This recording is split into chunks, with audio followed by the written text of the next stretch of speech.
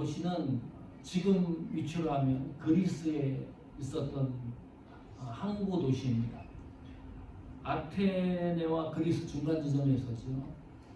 상업 문명이 발달된 도시였습니다. 이곳에 극장이 있는데 야외 극장이 2만 명 수용할 수 있는 큰 야외 극장이 있었습니다. 얼마 전에 제가 헐리우드를 갔다 왔는데 엄청나더라고요. 산중턱에 어떻게 그렇게 야외 극장을 만들어 놨는지 너무 신기했습니다. 그 헐리우드 가신 분들 알겠지만 헐리우드는 17,376석입니다. 근데 여기 벌써 고린도시에는 2만 명이 모일 수 있는 야외 극장이 있었으니까요. 방대하게 발전된 도시였습니다. 여기 그 도시에는 또 특별한 게 있었는데 아프로디테 신전이 있었어요. 사랑의 여신상이라고 해서 1000여 명의 매춘하는 그 창녀들을 거느리는 신이었습니다. 향락의 도시이기도 했습니다. 여기에 그런 말이 있어요. 코린티아 조마이라는 말이 있습니다. 그리면서도 고린도인처럼 행하다라는 뜻입니다. 관용어처럼 굳어졌는데 이런 말 들어보셨나 모르겠어요. 동방의 예루살렘 어디지요? 동방의 예루살렘 하면 평양을 말합니다. 우리나라의 기독교가 처음 들어간 지역이 평양이거든요. 그 평양에서 부흥 운동이 일어나서 우리나라 전 지역으로 복음의 역사가 이제 뻗어나갔는데, 그래서 평양을 얘기했을 때, 복음의 시초를 얘기했을 때 동방의 예루살렘이라고 지칭을 합니다. 고린도인이 행하다라는 뜻도 관용어입니다. 이 긍정의 뜻이 아니고 이 말은 매춘 행위를 하다 그런 말이에요. 고린도 도시가 향락의 도시로 관용적으로 굳어졌으니까 얼마나 복잡한 이 도시입니까? 이런 도시에 고린도 교회가 세워졌습니다. 집창천, 유흥가 중심의 교회가 세워진 것과 같습니다. 종종은 아니더라도 간혹 우리 고린도 교회를 방문할 예정입니다. 많은 교회에 대한 여러 가지 복합적인 내용들이 서술되어 있기 때문입니다. 먼저 교회를 방문하기 전에 정보를 확인해 볼 필요가 있습니다. 첫 번째 정보입니다. 고린도 교회가 세워진 역사적인 배경입니다. 주 50년경입니다. 바울이 제2차 선교여행을 떠나요. 그 루트를 살펴보면 데살로니가에서 복음을 전해요. 유대인 해당에 들어가서 전하는데 유대인들이 복음을 듣다가 악감정이 생겨가지고 바울을 괴롭히기 시작을 합니다. 어쩔 수 없이 도피를 해요. 그 도피한 장소가 베레아입니다. 들어보셨죠? 여기서도 이제 복음을 전하는데 특이한 것은 데살로니가에서 악감정을 가졌던 유대인들이 베레아까지 원정을 와가지고 바울을 집중 공격해요. 신변의 위협을 느껴요. 어쩔 수 없이 또 도피합니다. 아덴 지역으로 갑니다. 아테나 지역. 이 아덴 지역은 또 아주 특이한 지역이에요. 성경에 보니까 종교 지식이 많았다. 그 지역에 사는 사람들이 철학자와 논쟁도 하고 계속해서 지역마다 피신하고 위협을 느껴서 움직이다가 아덴 지역에서 다른 한 지역으로 갔는데 그 지역이 고린도입니다. 특이합니다. 바울이 같이 동행했던 사람들과 고린도로 들어간 게 아니고 홀로 들어가요. 혼자서. 자, 여기에 처음 가본 도시예요. 처음 가본 도시면은 무엇부터 해결을 해야 돼요? 보통 뭘 해결해야 되죠? 거주지를 해결을 해야 돼요. 모텔에서 잘 건지 아파트를 빌리든지 집을 거처를 갖다가 이제 해결을 해야 되는데, 그리고 또 하나는 음식 문제, 먹는 문제죠. 고린도시를 걸어가는데 바울 눈에 띈 간판이 하나 있었어요. 천막 공장이었어요.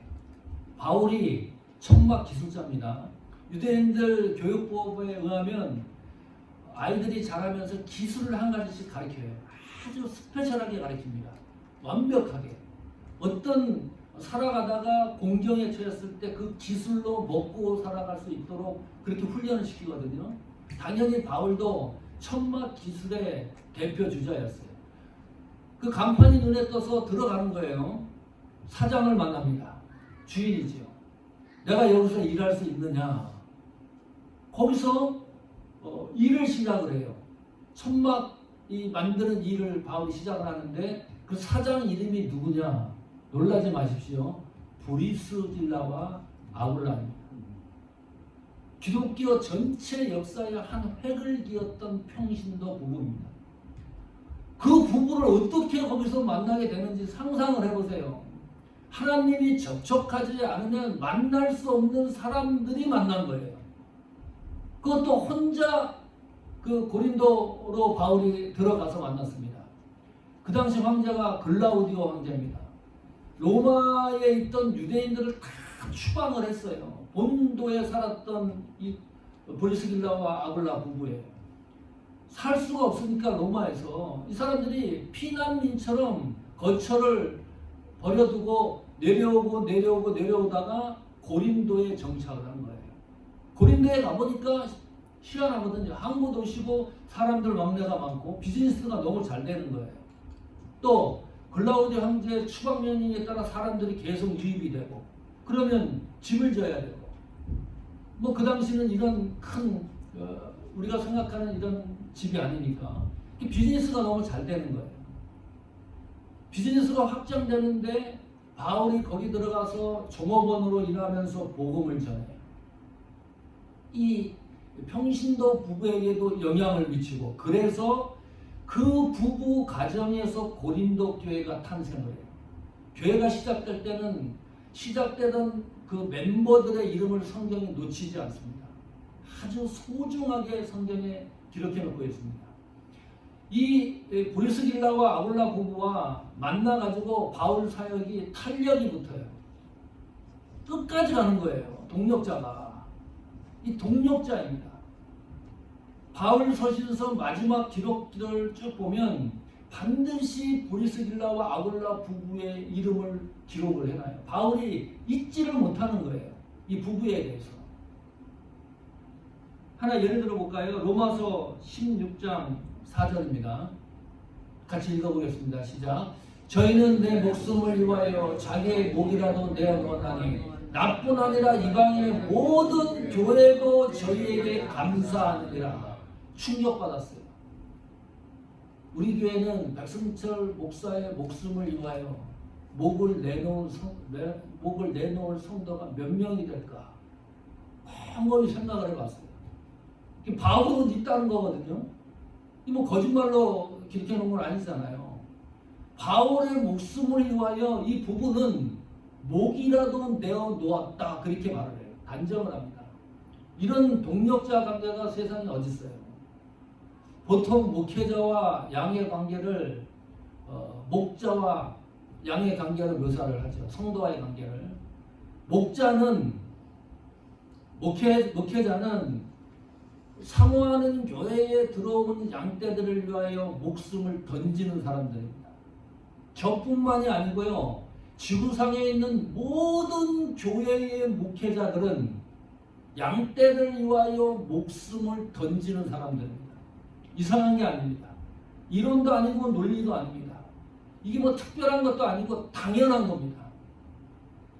양이 목자를 위하여 목숨을 던지지 않으면 안 되는 거죠. 당연한 거예요. 그런데 양이 목자를 위하여 목숨을 내놓는 경우는 희귀한 일입니다. 그런 경우는 거의 없어요. 흩어지죠. 아주 복잡한 상황이 벌어지면 뭐 교회도 버리고 목사도 버리고 뭐 흩어지고 그러는 습성이 있죠. 근데 바울은 이 브리스길라와 아굴라 부부는 자기 자신의 생명을 담보할 수 있는 그런 동력자라고 이야기를 합니다. 자, 여기 보세요. 자기 목이라도 내어 놓았나니 그 다음 성경 구절을 보시면 나뿐 아니라 이방인의 모든 교회도 저희에게 감사하느니라. 이 말의 의미를 아시죠? 바울에게만 이 부부는 목숨을 던진 게 아니고 모든 교회를 위해서 목숨을 던졌던 부부입니다. 한 교회만 위해서 목숨을 던진 게 아니고 복음이 증거되는 모든 교회를 위해서 일생을 바쳤던 부부입니다. 목적이 동일한 거죠.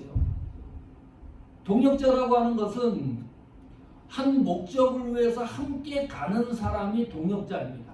어떤 목적이 있는 건가요? 브리스길라와 아굴라 부부와 바울은 교회를 세우는 목적이 일치했습니다. 그 일치점을 위해서 동역을 하는 거예요. 그런데 내 목숨을 위하여 자기의 목이라도 내어놓았다 그랬잖아요. 이 부분은 아주 그 최상의 비유가 되겠지만, 최상의 사실적 기록이 되겠지만, 이 말을 또 풀어보면 바울에게 약점과 결점이 많았다는 것을 증명하는 거예요. 너무 부족한 게 많았는데 브리스길라와 아굴라 부부가 그 부족한 부분을 끝까지 채워줘서 사역을 감당할 수 있었다. 그런 말입니다. 바울하면 약점이 없는 인물일까요? 어떤 약점이 있을까요? 바울에 대해서 많이 들어보셨죠? 자, 바울의 결점, 약점을 한번 찾아봅시다. 이 시간에. 많이 있는데 많이 있어요. 저도 깜짝 놀랐어요. 바울은 절대로 결점이나 약점이 없는 사람으로 생각을 했는데 결점이 많은 인물이에요. 자, 첫 번째 결점이 뭔가요? 첫 번째 결점이 바울에게 지병이 있었습니다. 병이 있었어요. 하나님 앞에 고쳐달라 그러는데 하나님이 안 고쳐줘요. 아니, 바울이 죽은 자도 살리는 그런 능력 있는 분 아닙니까? 그런데 안 고쳐져요. 치료를 안 해줘요. 하나님이. 어떤 학자는 위장병이라고도 하고 고질적 위장병이라고 하고, 어떤 학자는 간질병이라고 합니다. 저는 간질병에 더 많은 그 쏠림 현상이 있습니다. 그 여러 가지 정황을 보면, 자, 간질병이 뭔지 아지요? 저는 시골에도 옆집에 간질병 환자가 있는데요. 가만히 있다가 쓰러져요. 팍 쓰러져요. 입에 막 거품을 물고 눈동자가 다 이 힘을 잃어갑니다. 그러다가 얼마간 시간이 지나면 또 아무 일 없다는 듯이 툭툭 털고 일어나요. 지금은 우리가 쓰러지면 이거는 스이저 그 병에 걸린 사람이다. 간질병에 걸린 사람이다. 추측을 할 수가 있잖아요. 그 당시는 그게 안 되는 거예요. 그렇게 해서 쓰러지는 사람들이 어떻게 생각을 할까요? 야, 바울이라는 사람이 하나님의 종인데 귀신 들렸네. 사단이 장난하네. 이 최대의 약점이었어요. 바울의 병은 바울 사역에 있어서 최대의 걸림돌이 됐어요. 그것이 하나님 앞에 겸손해지는 바울의 방법이기도 하지만 다른 사람들 시야에서는 가장 약한 부분으로 드러날 수밖에 없는 거죠. 또 이 바울은요, 성격이 칼 같아요. 정이 없는 인물같이 느낄 정도로. 그거 아시죠? 1차 선교여행을 바나바와 바울과 마가가 같이 떠났는데 어찌됐는지 마가가 선교여행 가는 도중에 집으로 돌아가 버렸어요. 같이 동참하지 않고. 2차 선교여행을 계획을 하는 거예요. 바나바와 바울이. 마가 때문에 골치가 아픈 겁니다.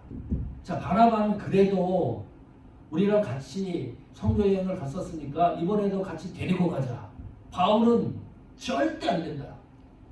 이 인간 데리고 갔다가는 또 집으로 돌아갈 수 있기 때문에 선교가 되지 않을 거다.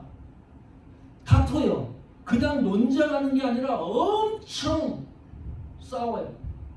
그러다가 이 해결이 안 되니까 그러면 너는 너대로 선교하고 나는 나대로 선교하겠다. 칼 같은 성격을 소유했던 사람이 바울입니다. 이게 약점이죠. 이것이 강점일 수도 있는데 약점으로 드러날 수 있는 동기가 너무 많은 거예요. 또 있습니다. 이건 성경 한번 보겠습니다. 고린도후서 10장 10절입니다. 읽어보십시오. 성경은 이렇게 기록합니다. 시작. 저희 말이 그 편지들은 중하고 힘이 있으나 그 몸으로 대할 때는 약하고 말이 시원치 않다 하니 깜짝 놀랐죠. 바울은요, 글 쓰는 데는 어마어마한 강력한 힘을 가진 사람이에요. 말이 그런데 어눌해요. 이거 이해를 합니까? 이런 일도 있었어요. 설교를 하는데 설교가 길어집니다. 유도라고 하는 청년이 천장에서 바울 설교를 듣다가 재미도 없고 지루하고 그러니까 끄벅끄벅 졸다가 떨어져서 죽었어요. 설교 시간에 설교를 듣다가. 이 상상을 해보세요. 얼마나 말이 어눌하면 전하는 게. 이 바울의 약점이었어요. 저도 약점이 많아요. 오늘 말씀 설교 준비하면서 가만히 생각해 보니까 이 약점이 보통 많은 게 아니에요. 저도 말이 굉장히 어눌한 사람입니다. 여러분 몰랐죠? 사실적이에요. 제가 여기서 설교하는 거 매주마다 기적이에요. 정말 말이 어눌해요.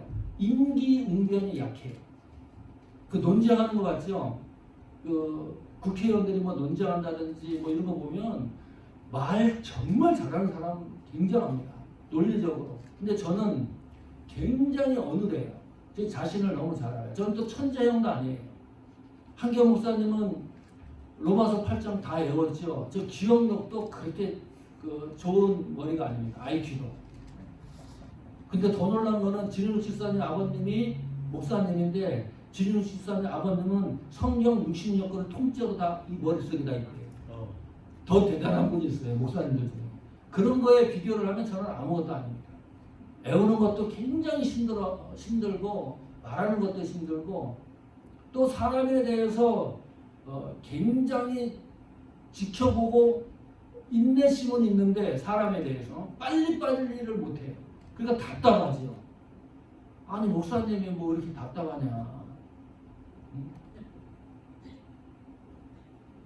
이 브리스길라와 아굴라가 동력자로 교회를 세워나가는데 끝까지 갈 수 있었던 것은 이렇게 동력자들의 부족하고 연약한 것을 채워져 가는 겁니다.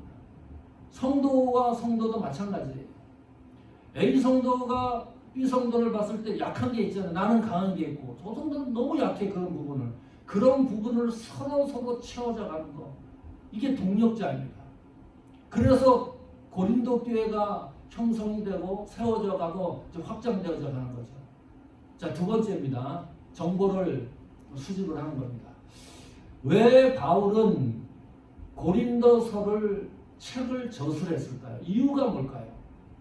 왜 어떤 이유에서 바울은 고린도전서를 기록을 했을까요? 이유가 있습니다. 바울이 고린도 교회를 개척을 해놓고 1년 8개월 동안 목회를 해요. 기록을 쭉 보면 바울이 선교 지역 다니면서 교회를 개척하잖아요. 한 군데서 1년 8개월 동안 목회한 기록이 없습니다. 다른 데는. 잠시 있다가 또 다른 선교지로 떠나요. 최장시간 목회했던 것이 고린도 교회입니다.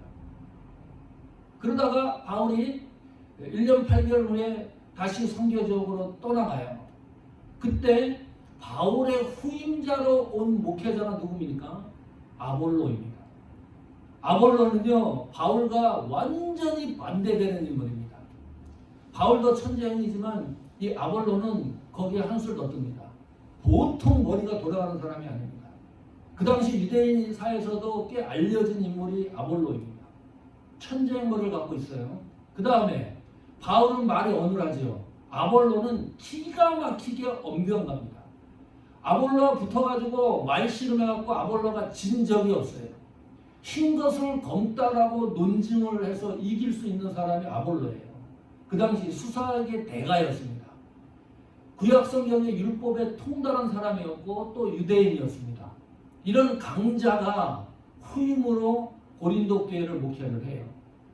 성경 공부를 누구한테 배웠느냐? 브리스길라와 아굴라한테 그리스도의 복음의 구속의 사역에 대해서 공부를 배우고 나서 고린도 교회의 목회를 시작을 해요. 그 상황에 이 바울은 에베소에 가 있습니다. 3년 동안 거기에 머물러 있어요. 이상한 소문이 들리는 거예요. 바울이 개척한 고린도 교회가 좋은 소문이 들려야 되는데 그런 게 아니고요. 문제가 막 들리는 겁니다.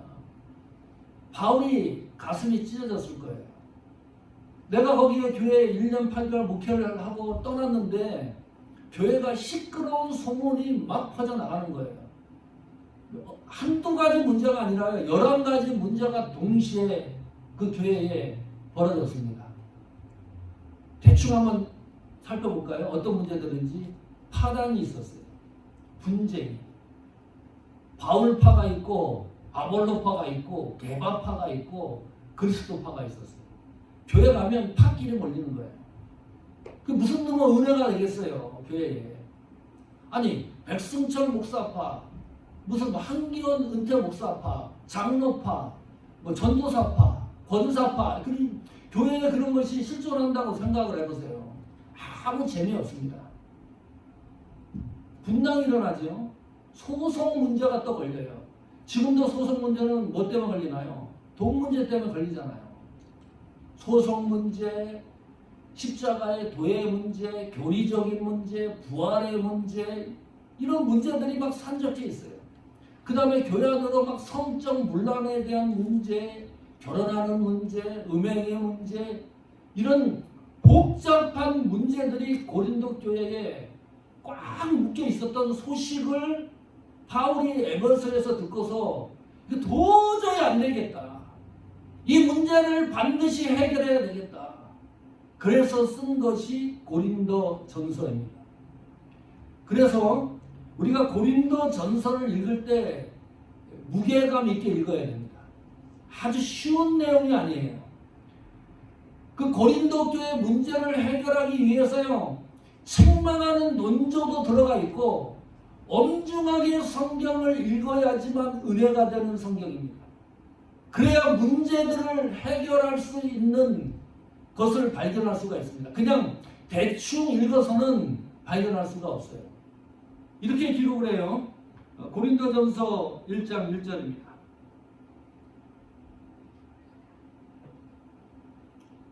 같이 읽습니다. 시작.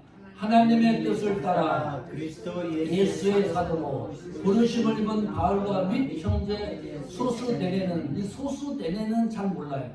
성경에 어떤 인물인지가 기록도 안 돼 있고, 그러나 다 고린도 교회는 소스데네라는 인물에 대해서 정보를 갖고 있겠죠. 그러니까 집어넣었겠죠. 바울이 고린도전서의 1저자는 바울입니다. 바울이 고린도전서를 썼는데 저자에 대해서 성경이 이렇게 표현을 합니다. 이 표현도 바울 서신서를 쓴 내용과 비교를 해보면 완전히 판이합니다. 보통 바울이 서신서 서두에 자기 자신을 소개했을 때 이렇게 소개를 해요. 예수 그리스도의 종된 바울은, 종을 강조하거든요. 나는 예수님의 노예다 강조를 해요. 그런데 고린도전서 1장 1절은 아주 이거는 강력한 거예요. 나는 하나님의 뜻을 따라 그리스도 예수의 사도로 부름을 받은 바울이다. 내가 목사요 라고 강조할 때는 그냥 백승철입니다 라고 강조할 때는 일반적인 거지만, 내가 목사요 라고 얘기했을 때에는 이 상황이 엄중한 상황입니다. 바울은 사도의 직위에 대해서 엄중하게 얘기를 하고 있어요. 그렇다면 고린도전서 1장 1절에 나오는 이 바울 저자의 기록을 생각을 하다 보면 고린도전서의 내용을 짐작할 수 있는 거예요. 어마어마한 권위를 가지고 쓴 성경입니다. 대충 읽을 수 없는 성경입니다. 복음을 위해서 변증을 하고 변호를 하고 복음의 권위를 두고 쓴 말씀입니다. 다시 말하면 고린도전서 1장을 읽고 문제가 해결되지 않으면 다른 방도가 없습니다. 그 정도로 힘 있는 성경입니다. 세 번째 정보입니다. 그러면 이 고린도서는 누가 받는 거죠? 누구에게 쓴 겁니까? 바울이. 네? 고린도전서 1장 2절 보십시오. 다시. 고린도에 있는 하나님의 교회, 이 서신서를 받는 수신자가 하나님의 교회입니다. 곧 그리스도 예수 안에서 거룩하여지고 성도라 부르심을 입은 자들과 또 각처에서 우리 주 곧 저희와 우리 주 되신 예수 그리스도의 이름을 부르는 모든 자들에게. 고린도서 집에 가서 읽어보세요. 고린도서 1장 1절부터 9절까지 잘 읽어보면 매 구절마다 예수 그리스도 이름이 들어가 있습니다. 그리스도 안에서. 자, 하나님 교회가 수신자예요. 하나님 교회에게 바울이 고린도 전서를 쓴 겁니다. 자, 하나님 교회가 무슨 뜻인가요? 교회는 교회인데 왜 하나님의 교회죠? 왜 하나님의 교회로 이 얘기를 하는 거죠? 여러분이 생각하는 지상에 있는 교회는 어떤 교회라고 생각이 듭니까? 교회에 대해서 정의를 한번 내려보십시오. 교회는 뭐뭐뭐다. 지금 여기는 교회는 하나님의 교회다. 이게 정의잖아요. 이렇게 분명하고 확실하게 말씀할 수 있습니까?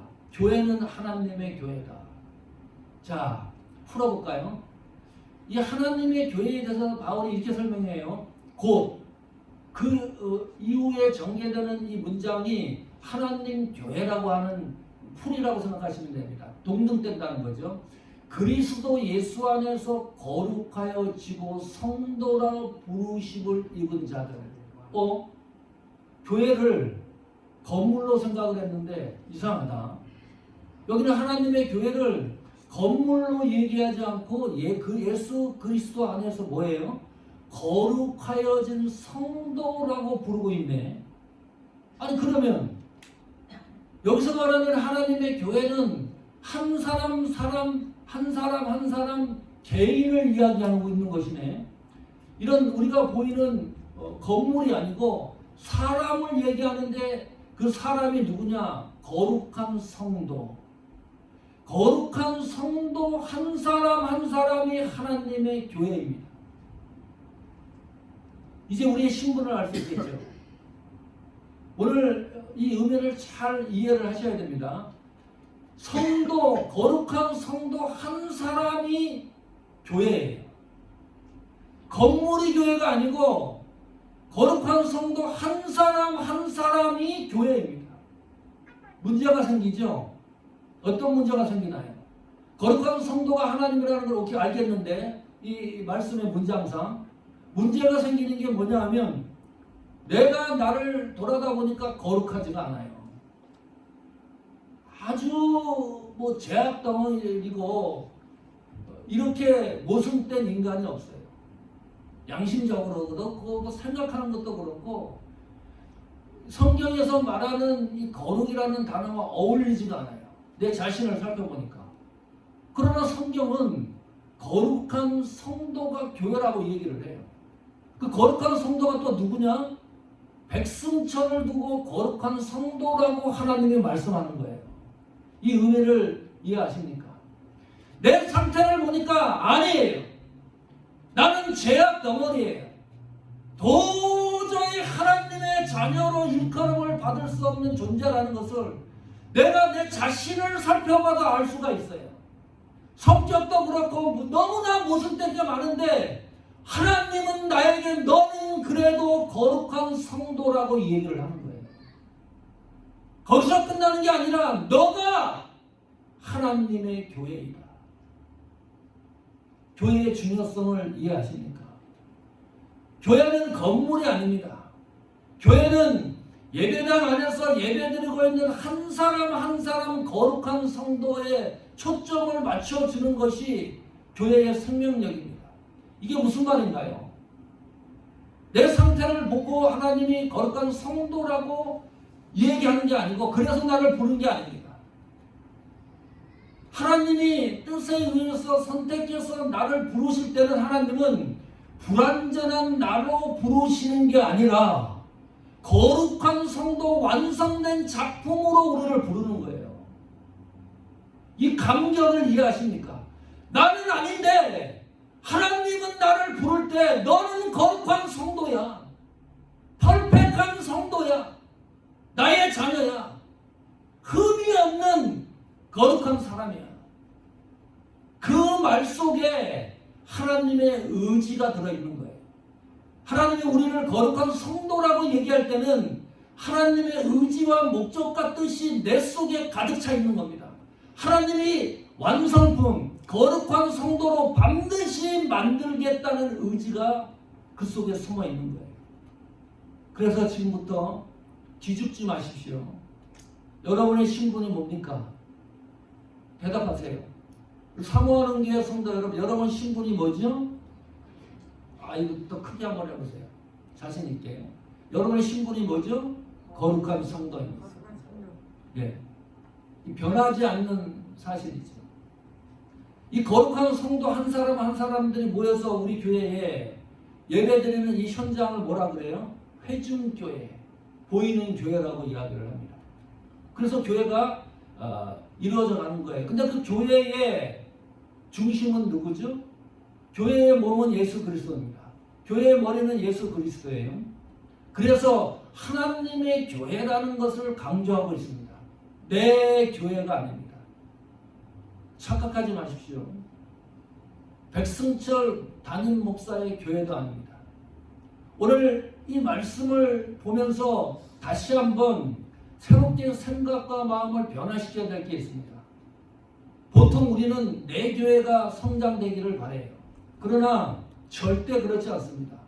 죽어 있는 모든 교회가 하나님의 교회입니다. 이 말은 뭐예요? 하늘금 교회도 하나님 교회고 우리 교회도 하나님 교회예요. 한 지체에 있는 거예요. 다른 큰 교회가 분란이 일어나가지고 그 교회 성도들이 쪼개져 갖고 우리 교회로 오고 그래서 우리 교회가 부흥 발전되고 그 교회는 난리 법석이 났다. 그걸 보고 기뻐하고 좋아한다. 이거는 오늘 말씀과 어긋나는 믿음의 판단이고 결단이고 생각입니다. 오늘 말씀이 우리 교회에 분명한 기초가 되지 않으면 내 교회의 의식밖에 없어요.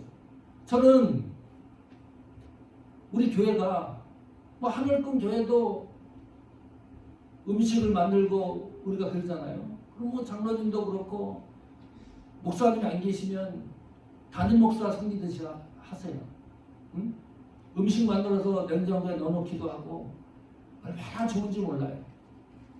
이 지상에 있는 모든 교회가 그리스도를 머리로 동일한 교회이기 때문입니다. 이게 동일성이죠. 하나님의 교회라고 하는 이 인식이 없으면 바른 복음이 증거되지 않습니다.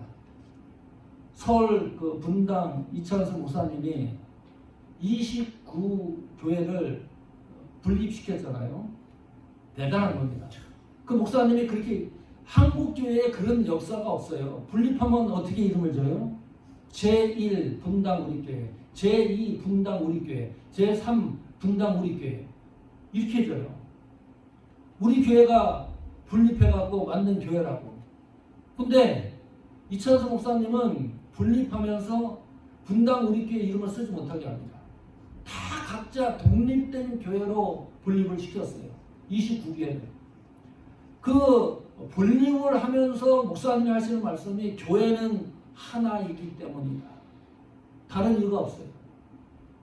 지구상에 흩어진 모든 교회는 하나님의 교회이기 때문이다. 다른 교회가 분란이 일어나면 우리는 그 교회를 위해서 기도를 해줘야 돼요. 왜 우리 교회 성도들이 들어오면 격하게 환영하죠? 환영하죠? 환영 안 하는 교회 없어요. 그런데 어떤 문제가 생기고 불편함이 있어갖고 혹 떠나는 성도가 있으면 격하게 축하해 주는 경우 봤습니까? 절대 축하 안 합니다. 욕합니다. 나가는 사람도 욕하고 앉아있는 사람도 욕하고 그놈아가 절에서 나갔다. 그 나간 사람은 좋게 얘기하는지 압니까? 그 교회 가봤더니 별 희한한 아주 그냥 그 부정적인 걸로 가르쳐줘요. 우리 교회는 그렇게 나간 사람이 없어요. 역사적으로. 이것도 대단한 교회예요. 자부심이 있어요. 저는 우리 교회에 누가 들어와도 다 환영하잖아요. 혹시 불편스러워 나갈 때에도 축하 좀 해주자. 다른 데 가서 신앙생활 잘 하도록 도와주고 또 나가서도 연락을 하고 교제도 하고 이래야 되는 거 아니에요? 교회가. 왜냐하면 교회는 하나님의 교회 통일성이 있기 때문입니다. 모든 교회가 하나님의 교회가 아니면 이런 일이 일어날 수가 없는 거죠. 그래서 하나님의 교회는 거룩한 성도라고 부르는 거룩한 성도라고 부르는 하나님의 자녀는 신앙의 중심이 예수 그리스도이어야 한다. 잊지 마십시오. 우리 교회는 예수 그리스도가 중심이어야 됩니다.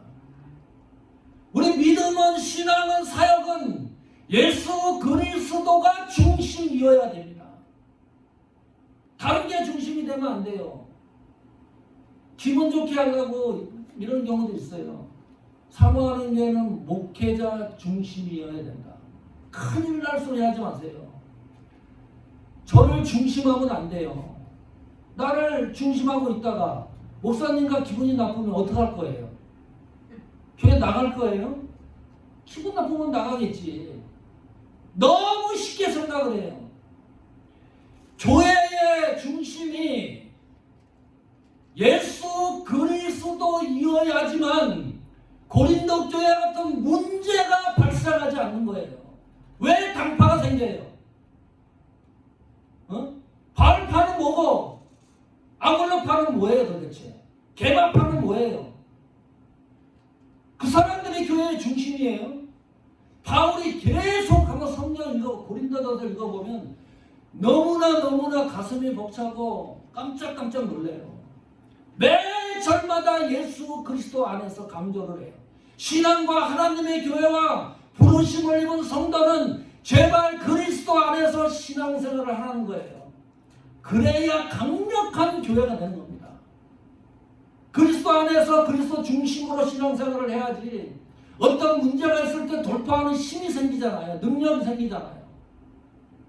한 사람 한 사람들이 그리스도 안에서 중심으로 신앙생활을 해나가면 그것보다 강력한 것이 없다. 오늘 고린도 교회 방문하기 전에 몇 가지 정보를 살펴봤습니다. 이 너무나 복잡한 교회이기 때문에 자주는 방문 안 하려고 해요. 생각날 때 간혹 들어가서 이런 문제가 있었네. 그 문제를 바울은 어떻게 해결하고 있지? 그래서 어떻게 단단해지고 있지? 그런 문제들을 함께 살펴보려고 해요. 우리 사모하는 교회 성도 여러분, 브리스길라와 아굴라 같은 동력자가 되어 주십시오. 성도와 성도 간에 부족한 부분을 채워서 하나의 목적을 위해서 성취되어져 가는 교회가 되기를 축복합니다. 하나님 중심, 예수 그리스도 중심으로 신앙생활 하십시오. 외풍과 바람에 흔들리는 것이 아니라 거기에 뿌리를 내리십시오. 백승철 목사의 뿌리 내리는 말이 아닙니다. 예수 그리스도 안에서 확고한 믿음과 사역의 뿌리를 내리십시오. 그래야 강력해집니다. 여러분의 신앙과 우리 교회가 이런 축복의 역사를 써내려가는 사모하는 교회가 되어지기를, 여러분의 신앙과 사역이 되어지기를 축복합니다.